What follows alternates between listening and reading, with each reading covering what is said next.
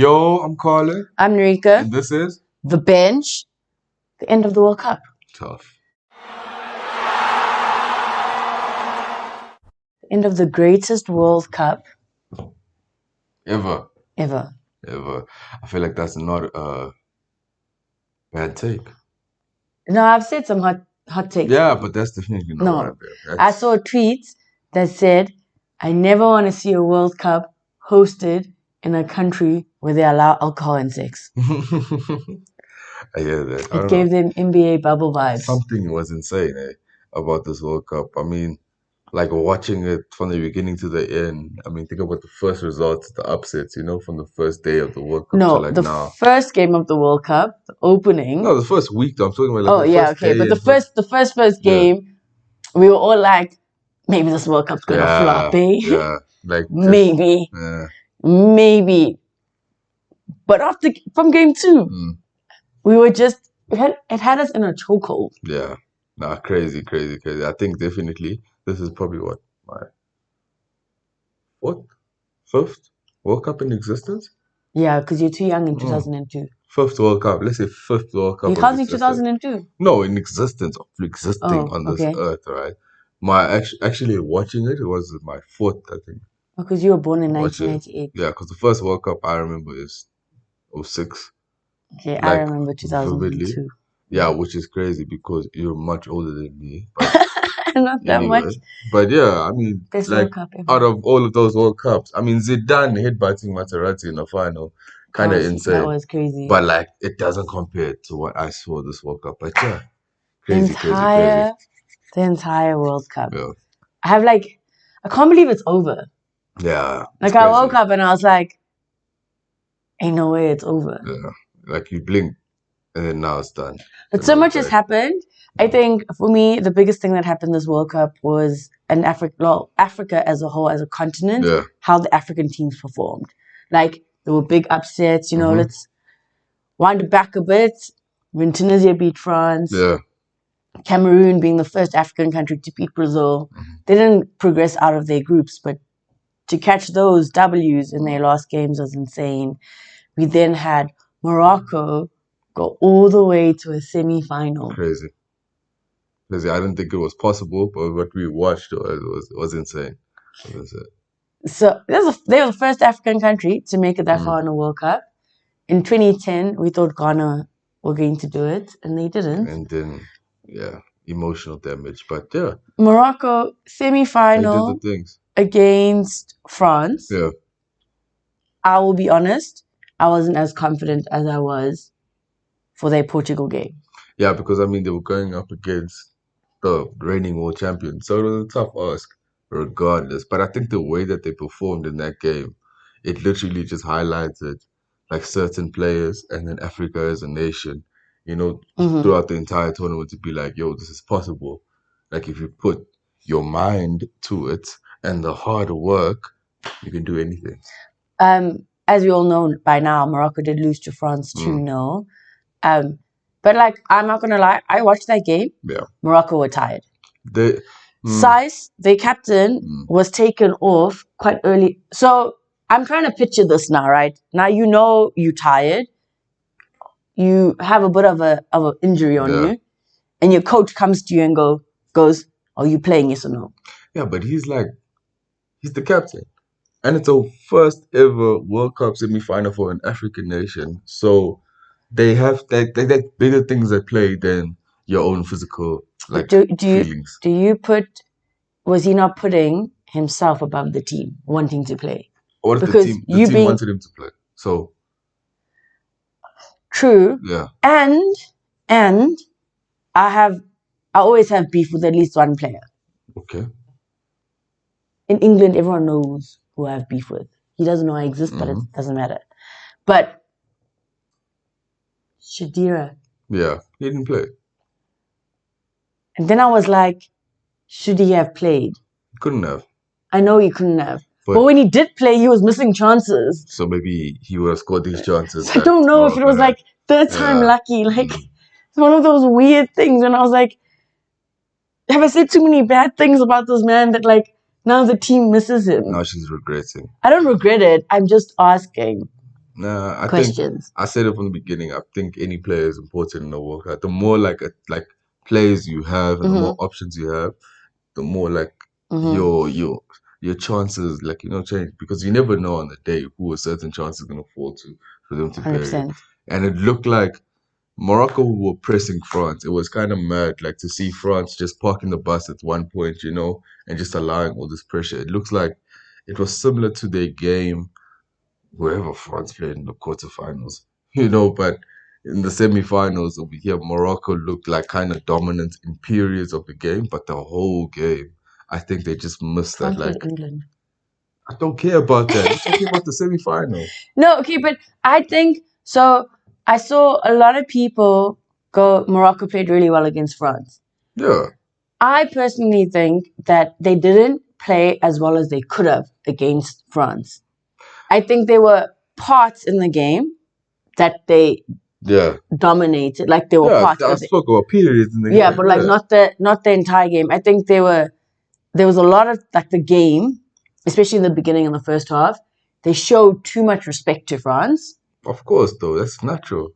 I know, but it's the world champions. You in a semi-final. Oh, it's the It world doesn't matter. champions. It's a new World Cup. No. It's a new game. It's football heritage. It's the world champions. You telling me anybody is going to be like playing within their shell for like the first couple of minutes of the game? I think as the game went on, They got grew better. into themselves. They grew confident. Like players stopped making those silly mistakes, and then like, they started getting chances. But the problem is nobody was there to bury those chances. The first goal shouldn't have been a goal. That was an unfortunate defensive error.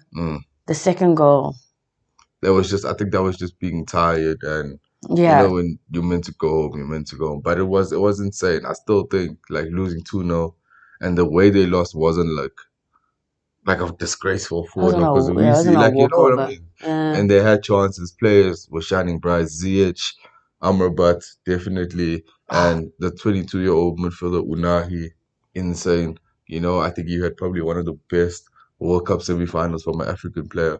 First one, but still, for a 22-year-old to set the tone, play against the reigning world champions in the midfield and dominate the game the way he did while battling like a hamstring injury because he kept on going down but getting up and being like, "Yo, I'm here. This is who I am." Like I need to like play ball. I think the only thing that we can take away from this is that even though they lost, like no one was sad about it. Yeah, like everyone was like, "Big ups, Morocco." Still proud, yeah. Like super big. There was some comments made afterwards that hit deep with a few people from Africa. Nah. But I won't get into the politics of it. I think it was something that Africa needed. Yeah. I don't know, like I saw a lot of comments about it, right? About my Uber driver said he was all for it until he heard the comments after the game and now he's upset. I don't know, guys. I don't know. There's identifying as a nation and then identifying culturally. So like you can't take away. They both can exist. Yeah, you both can coexist at the same time, right? Just because you don't claim one doesn't mean the other is not true. The other is not true. So I think people were just taking offense because one was not being put above the other, So at the end, but for the large part, people were ecstatic. Yeah. So they lost 2-0 to France. And that meant they played the third and fourth playoff against Croatia. And that, personally, I think should have been a better game as well. Oh, but it was an insane game. Morocco lost 2-0 to Croatia with those first 2-1. You forgot. Oh, it was 2-1. It was 2-1. They literally went 1-0 down and then a minute later equalized and then, ended up losing 2-1. And finished fourth in the World Cup. What does this do to their rankings? Because do they automatically become fourth? No, they don't automatically become fourth. But I think the weighting system after the World Cup, they'll probably go up into like the top 20. Oh, you said it was 2-1 against Croatia. I think it's a good result. Yeah, it's a good result. The highest ever finish of an African nation at a World Cup. Basically made history. So if you're from Morocco and you're a player, shout out. Morocco's actually doing a lot in football. I'm not going to lie. Yeah. There's a lot of things going on. They had the Women's African Cup of Nations. It was also announced that Morocco is going to host the FIFA Club World Cup. Yeah. They went to this 2022 Qatar World Cup, finished fourth against a retiring Croatian team. I think this was their last. Shout out to Croatia, though. I mean, everybody I don't think they could. It seems old. Everybody thought that they would be getting knocked out in like group stages, and everyone's too old, they can't do it anymore. But I mean, to make it to a final and then now finish third in the World Cup in back-to-back World Cups, insane. So I put my hands up. I was one of those people who didn't think it was possible, but yeah, well done. It would have been nice if Morocco beat them. Yeah, I think Morocco should have left with the medal. But like I promise you, every World Cup, there's always star boys that come out of the World Cup. Yeah. And for me, personally, that was Amrabat. I think both of the midfielders, Unai and Amrabat, definitely took everyone and put them in his pockets. If you see them at big clubs, like in January or next year, June, July, don't be surprised. What a performance! Yeah. Even in that in the semi-final game against France, even though I thought Morocco just half a step off of that performance that we know, but you're tired now, guys. Yeah. There were a lot of players that either were carded out of the game or injured out of the game. Yeah. They've been playing so many minutes and playing hard, but what a World Cup! Insane World Cup. But the World Cup came to an end, and I know a lot of us on the bench and you guys watching us, you know that we love to only speak about the African teams. But an African adjacent team made it to the final. Basically, yeah. So we got to pay respects. So France beat Morocco. Yeah. As an African adjacent team, they made it to the final. I think there was some ridiculous stat where they counted the number of African players in the French national team, which was more than 50. But there were more players born out of France or heritage was not French than French, which was something ridiculous. But you can come at me in the comments and correct me. Yeah, but I mean similar thing to what the comments were about the Moroccan team. Yeah.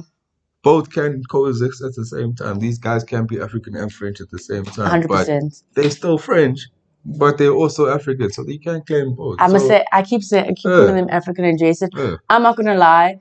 As football lovers, we have to speak about this final. They know where we can't. We just ignore the game. Definitely the best World Cup final ever. I'm sorry. The best World Cup final at the best World Cup ever. Ever. Going into the final, I was backing France. Yeah, I wanted France to go back to back. Yeah, I wanted that because, guys. A lot of you guys can call me haters, and that's fine.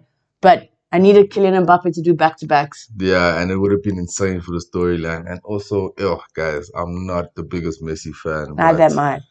Oh wow. I know. We could get a lot of hate for this. Yeah.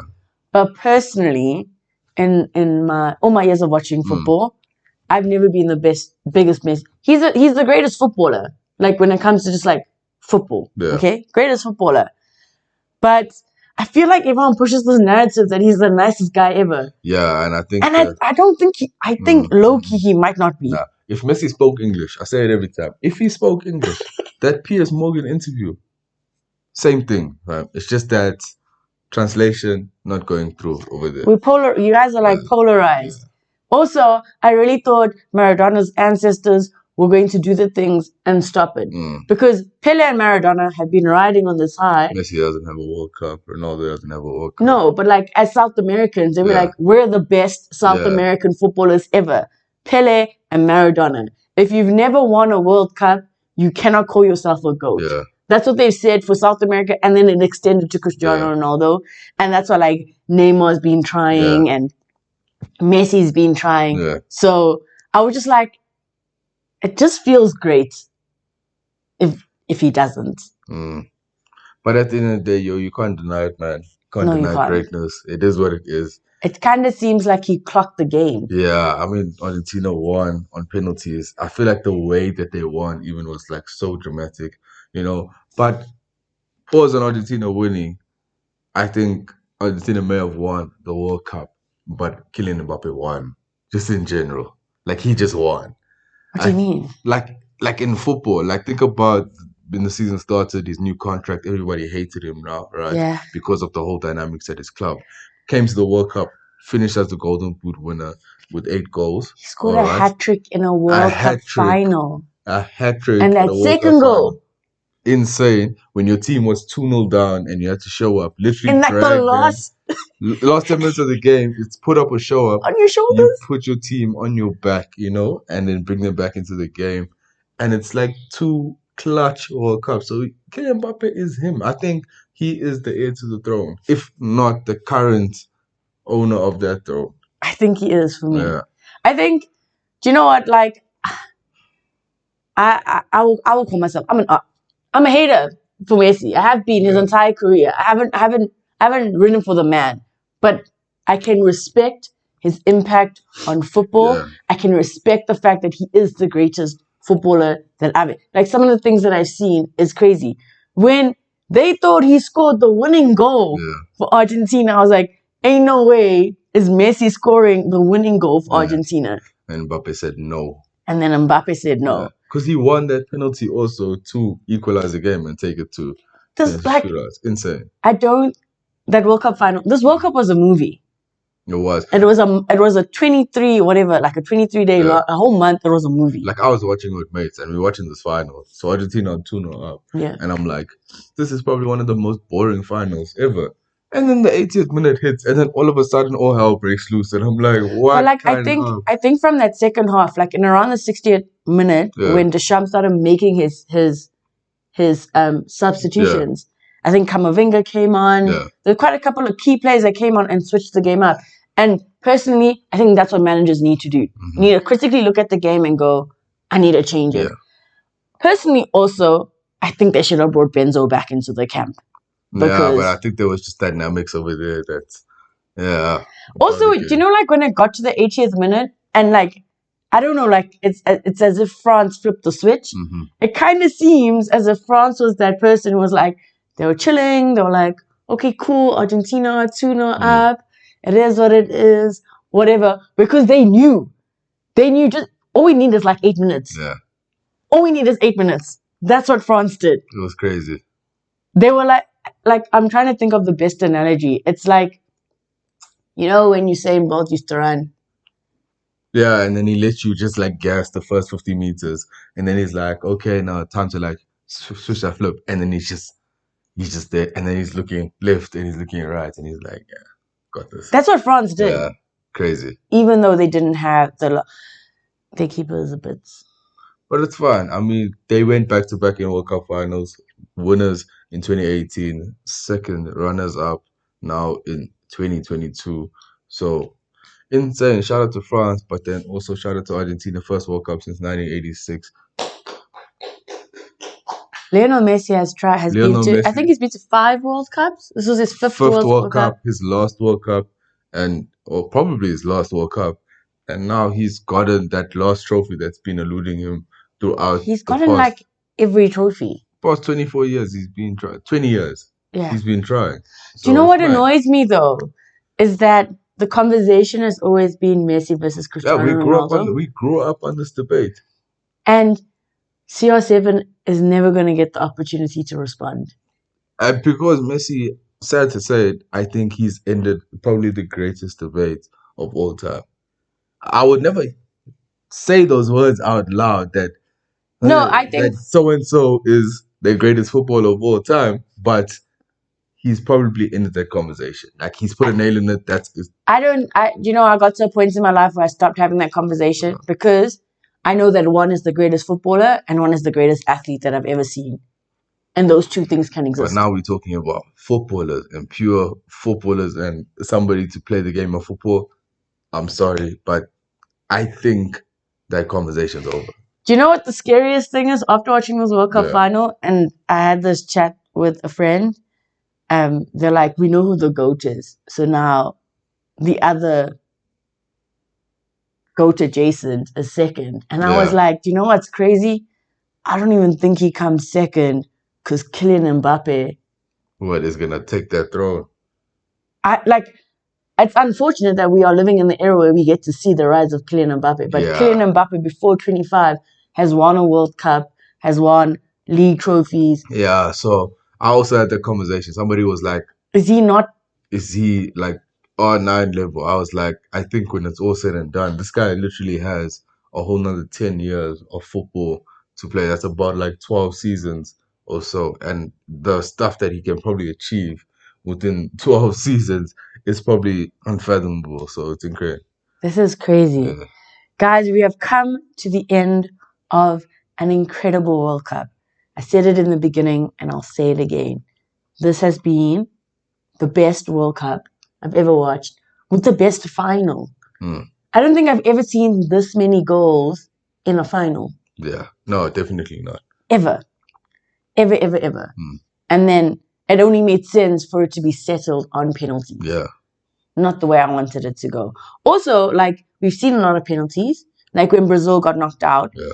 And I think what makes a difference in a team is that what France and Argentina both did is that they put their best player out first to set the tone. Whatever happens after that, you're not waiting for your best player to try to save you, because then they can't if they're taking the fifth one. They've set the tone from the first one, and Kylian smashed it in and Messi rolled it in. And I was like, at that point when we went to penalties, I knew Argentina was going to win. Please come through, drop a comment. What did you think about Morocco's performance this World Cup, and like all the African nations in general? Was this the best World Cup that you've ever watched? How did you feel about the final? And has the GOAT debate been settled? Means he's laid it to rest. Crazy. I don't even like. It's like when you clock a game, the game is being clocked. Like what more do you say? Like, credits are now rolling. Like that's literally it. Like what happens to football? We're actually in the Kylian Mbappe era now. This is what it is. Because the Lionel Messi, Cristiano Ronaldo era has come to an end, essentially. We are in Kylian Mbappe's world, and that's where we all are going to live. Don't forget to like, share, and subscribe. This has been an incredible month of football. It is Christmas. It is the festive. And our bread and butter is about to return. League football. Can't wait. They also said that God did something when he made Haaland a Norwegian international. Because imagine how crazy the World Cup would have been there. Insane. Again, don't forget to like, share, and subscribe. It's all love. We are The Bench. And until next time, peace.